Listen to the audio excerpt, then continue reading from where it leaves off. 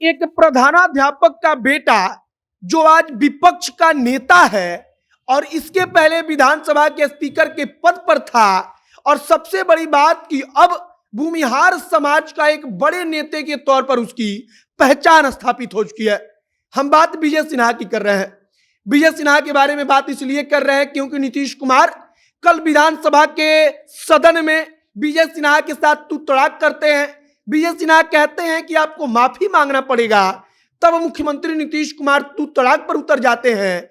विजय सिन्हा को नीतीश कुमार देखना तक नहीं चाहते, इससे इस बात का अंदाजा लग जाता है। अब विजय सिन्हा से नीतीश कुमार की दुश्मनी क्या है, तो दुश्मनी के बारे में तो किसी को नहीं पता, लेकिन जब विधानसभा अध्यक्ष के पद पर विजय सिन्हा थे तब भी नीतीश कुमार ने विजय सिन्हा को एक प्रकार से उन्होंने अपने अंदाज में हैसियत दिखाई थी। उन्होंने बताया था कि तुम्हारा कद कितना है, हमारा कद कितना है, और आज विजय सिन्हा शायद उसी एक कारण से नेता प्रतिपक्ष बन गए। विधानसभा में विपक्ष के नेता बन गए। तब फिर कल विधानसभा में तू तड़ाक हुआ, और अब कह सकते हैं कि राजनीतिक तौर पर सदन के अंदर तू तड़ाक बेहद ही कम होता है, लेकिन जब होता है तब उस पर चर्चा बेहद होती है।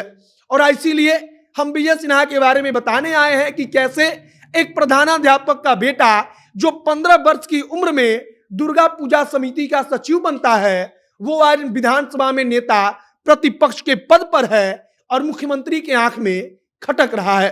बाकी नमस्कार, मेरा नाम है मोहित कुमार सिंह और आप जनता जंक्शन देख रहे हैं। विजय सिन्हा के बारे में बात तो करेंगे, लेकिन उससे पहले हम बात करते हैं कि विजय सिन्हा और नीतीश कुमार के बीच तलवारें कब से खींच गई। कहा जाता है कि जब पिछली सरकार में विजय सिन्हा मंत्री हुआ करते थे, तब एक जदयू के कद्दावर नेता पर विजय सिन्हा ने खुला आरोप लगाया। नीतीश कुमार को यह बात पसंद नहीं आई।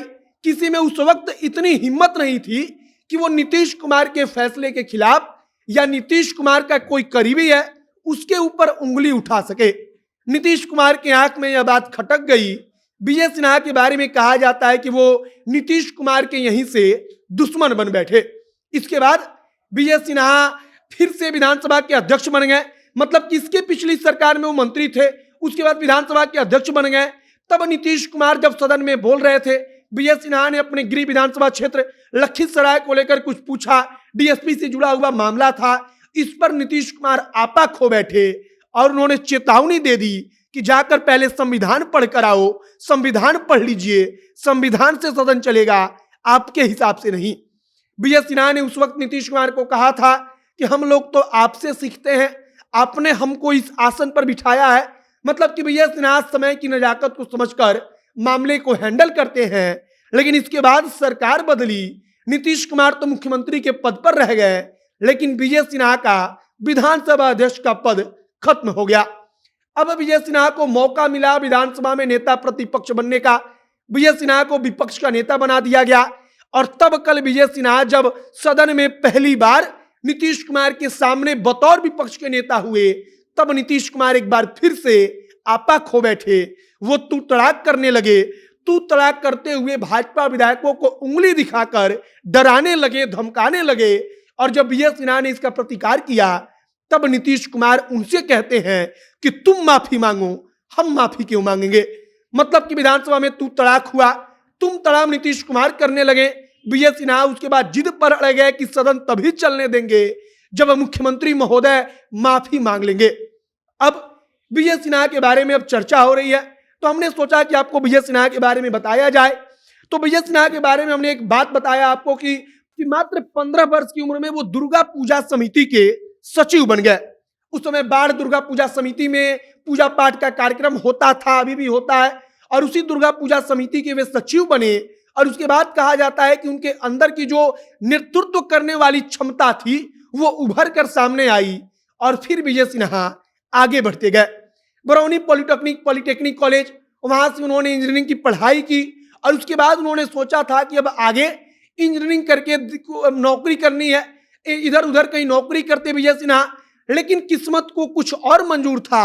विजय सिन्हा ने राजनीति की तरफ एंट्री ले ली, वे राजनीति के रास्ते पर निकल पड़े। और इसके पहले मात्र 13 वर्ष की उम्र में भारतीय जनता पार्टी के कार्यक्रम में साल 1980 में विजय सिन्हा ने अपनी भागीदारी सुनिश्चित की थी। मतलब कि एक सक्रिय सदस्य की तरह से वे उस कार्यक्रम में भागीदार बने। इसके बाद राष्ट्रीय स्वयंसेवक संघ के साथ उनका जुड़ाव हुआ। आरएसएस के साथ बेहद कम उम्र में वे जुड़ गए। आरएसएस से नजदीकियां बनी, तब राजनीति के रास्ते खुले और पॉलिटेक्निक से इंजीनियरिंग की पढ़ाई करने के बाद विजय सिन्हा राजनीति की राह पर निकल पड़े। विजय सिन्हा की राजनीति में टर्निंग पॉइंट तब आया जब पॉलिटेक्निक कॉलेज में पढ़ाई करते हुए छात्र संघ का चुनाव आया। वे छात्र संघ का चुनाव लड़ गए और इसके बाद उसी कॉलेज में वे अध्यक्ष पद पर चुन लिए गए। इसके बाद साल 1990 आता है। साल 1990 में उनको राजेंद्र नगर मंडल, जो पटना महानगर के अंतर्गत आता था, वहां पर भाजपा के उपाध्यक्ष की जिम्मेदारी मिल गई। अब यहां से उनका कद बढ़ा। इसके बाद विजय सिन्हा को लखीसराय से मौका मिला।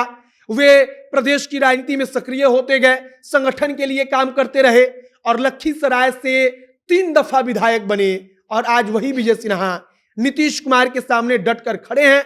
नीतीश कुमार की आंख में आंख डालकर कहते हैं कि माफी मांगिए वरना सदन नहीं चलने देंगे। फिलहाल विजय सिन्हा के बारे में हमने आपको बताया। आपकी क्या प्रतिक्रिया है कमेंट बॉक्स में लिखकर बताइएगा। वीडियो शेयर कीजिएगा।